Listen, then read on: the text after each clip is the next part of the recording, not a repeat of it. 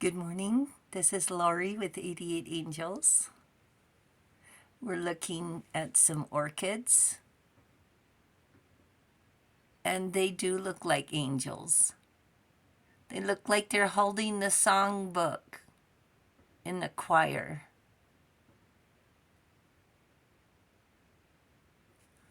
Maybe. There. See, there's a couple of them.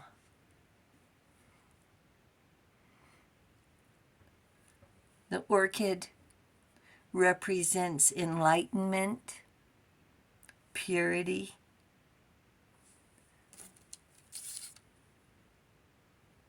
spiritual growth, wealth, luxury, royalty, and prosperity. They represent beauty and care. We need care, don't we?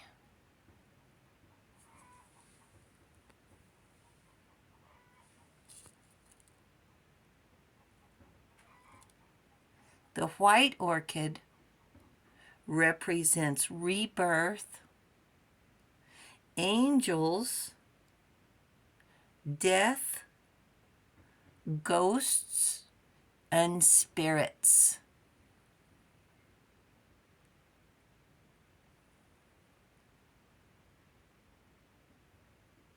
Very interesting. Let's take a look at our cards. Hahaya is our guardian angels. Excuse me. That was weird. My voice cracked or something. Hahaya is our guardian angel from May 16th through May 20th. God the refuge, a shelter, a safe place. But this angel has a mouth, a scarf over their mouth.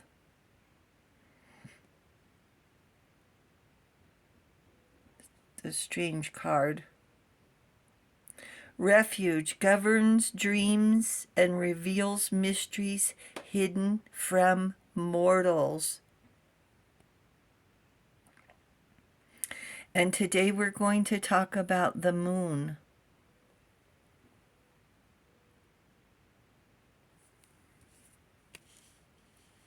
And in this card, let's see if I can get it focused. Okay, there it is a little better. So here's our princess of the moon. Okay. Here's a raccoon down here looking up at the moon. And here's a raccoon over here on the left looking at the reflection. So they're both looking at the same thing in a way.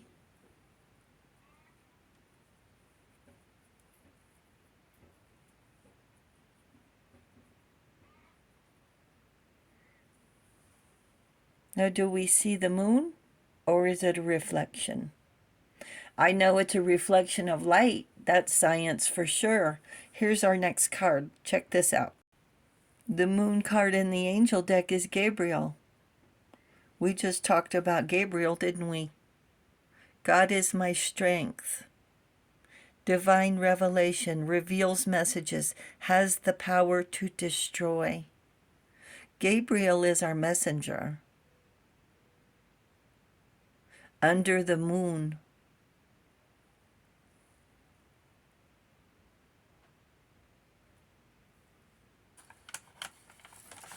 See reflections in the window.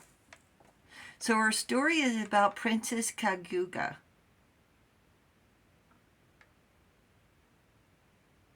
An old bamboo woodcutter was poor and sad, with no children, and no hope for the future. Every day he would cut bamboo, take it home for he and his wife to make things to sell. One morning he was in the bamboo grove when the one bamboo was streaming with brilliant light, and he saw a 3-inch tiny human. "You must be the child sent to me," and he took her home. Now the couple were very happy with the child, and then every time he went to harvest bamboo, he found gold, precious stones, and so he became rich.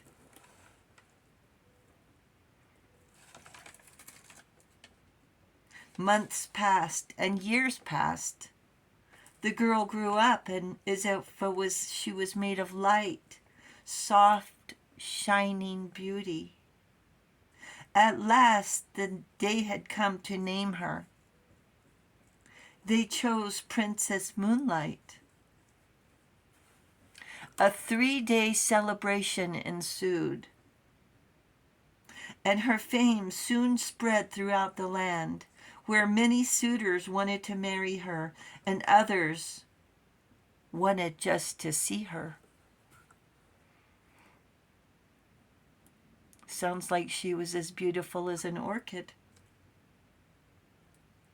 He told them he wasn't her real father, and he couldn't speak for her or tell her what to do. Although he implored her to marry one of the 5 knights, I'm sorry, I skipped a part. A 3-day celebration ensued, and her fame soon spread throughout the land, where many suitors wanted to marry her, others wanted to see her. As reclusive as she was, 5 knights stayed holding a vigil. They implored the bamboo cutter to let them see her, where he said he wasn't her father and couldn't tell her what to do. Although he encouraged her to marry one of the 5 knights, she said she wasn't ready to marry. She decided to set each knight to task in order to prove himself, and all 5 knights failed. Word got to the emperor, and when he found her and saw her, he fell in love. He tried to take her to the palace, but there she turned into a shadow and began to lose her form. Sort of like the moon disappearing in the day.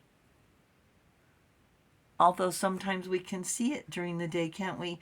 Returning to the cottage again, she became her beautiful self again.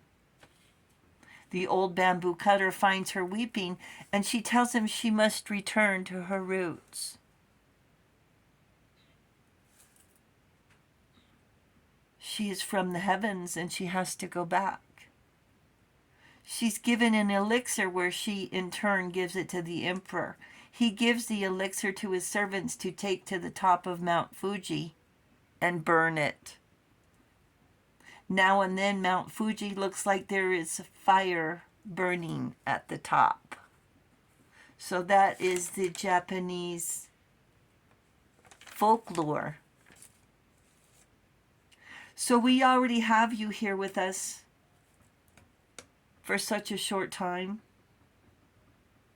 And unfortunately, you weren't treated with such great care as the old bamboo cutter and his wife had the moon goddess feeling cherished, cared for, and nurtured, and loved, and not pampered. You can do things for yourself,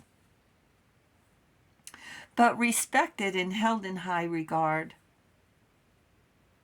It's like when we're left without and wanting and praying for an answer. And when we finally get the answer, we appreciate it even more. That's how we feel about you. Like we had to wait forever to see what giving was about, instead of being taken from or stolen from.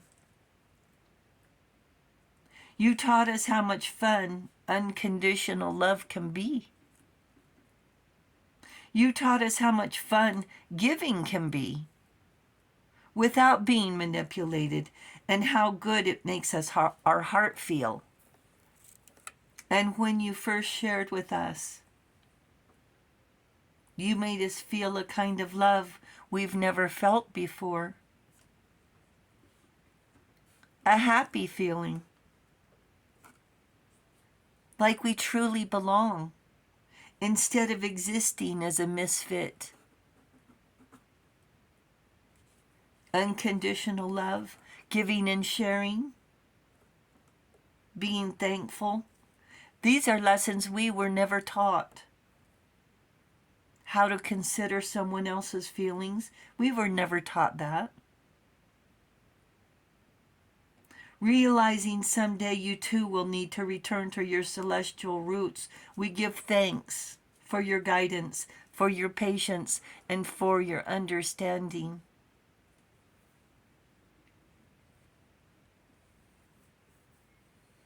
The angels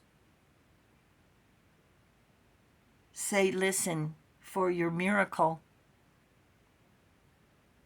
Because under the moon there are illusions. Are they real or are they wearing a mask?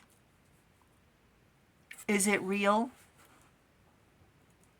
or a reflection? Angels say, listen for your miracle and you'll find your answer.